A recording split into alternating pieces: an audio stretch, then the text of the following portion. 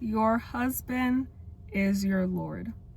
I tried recording this once already and I started babbling. So I'm going to share the meat of the Word of God first and open up with that, and then start sharing everything else. In the Bible, your husband is your Lord. 1 Peter 3 verse 6. And Ephesians 5:22-33, where it is written that wives are to submit to their husbands as you do the Lord, it's written because the husband is the head of the wife as Christ is the head of the church. Your husband has the same authority over you because this is biblical manhood and this is the institution of marriage as God created it. It's meant to reflect God's relationship with his bride. Your husband is head and Lord over you as a wife. So now that I've gotten the meat of the word out first, now I'm going to try to break it down to make it more palatable for people to take in, right? The worst thing that ever happened to me in my life was the number of women in the Christian church who were my elders, who told me I was in idolatry of marriage, to be a sexually frustrated virgin who had, to this day, has never had physical sexual contact with anyone in my life. Not even my first kiss. And they were telling me repeatedly that if I was struggling to wait, it was because I was in idolatry of marriage. But if you look in the Bible, you see that the biblical definition of idolatry in Colossians, 1 Thessalonians, and Ephesians is sexual immorality. How the pagans worshipped idols from the Old Testament to the New was through sexual immorality. That is why in 1 Corinthians 7 it is written, this is why, since sexual immorality is occurring, each man needs to have his own, sorry, there's someone there. Each man needs to have his own wife and each woman her own husband. So sexual relations only occur in wedlock.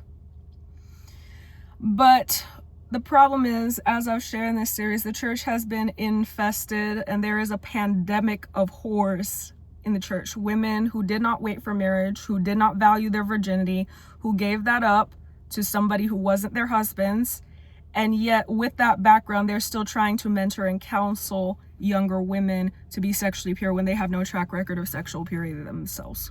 I've already shared the two varieties. One is the one that's open about her sexual past. One is the one that calls herself a virgin when she's not. And their fruit is equally destructive. They're judgmental, conceited, and they project their own past and all of the harm and the bad consequences that their sexual immorality had in their lives onto younger women. And because what they teach is a projection, it's destroying younger women's lives when the younger women listen to it. And I experienced so much trauma because of the number of born-again virgins in the Christian church who believe that if you as a virgin girl, and if you as a woman in general crave marriage and desire marriage and want to put that first, that's a form of idolatry. In the Bible, feminism is idolatry. That teaching on idolatry of marriage is a form of feminism, because how can you be constantly blabbing about idolatry of marriage and then respect that to be a daughter of Sarah, which the Bible commands women to be in 1 Peter 3, you have to be a woman who calls her husband Lord.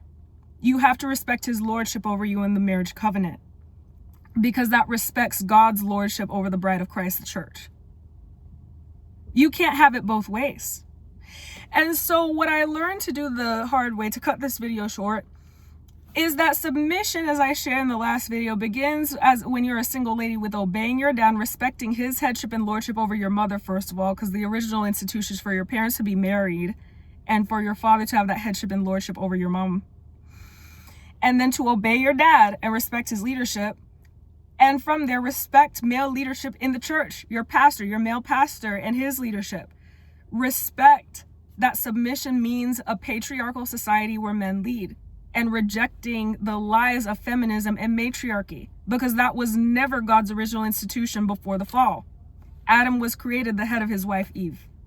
And when the fall occurred, it happened because Eve rebelled against her husband and decided to do things her way and do something God didn't tell either of them to do, and Adam allowed her to do that. That is idolatry. Feminism is idolatry. Marriage is not. And desiring marriage to keep yourself free from sexual immorality also is an idolatry. So I'm going to cut this video as short as possible by leaving it there, because that's enough meat. You can go into the Word of God and study that for yourself. I don't need to talk a whole lot. You can study what it means in the Bible to be a daughter of Sarah. But that's going to be my word for today. Feminism is idolatry because feminism enables humankind to live in a state and remain in a state of sexual immorality. Have a wonderful day.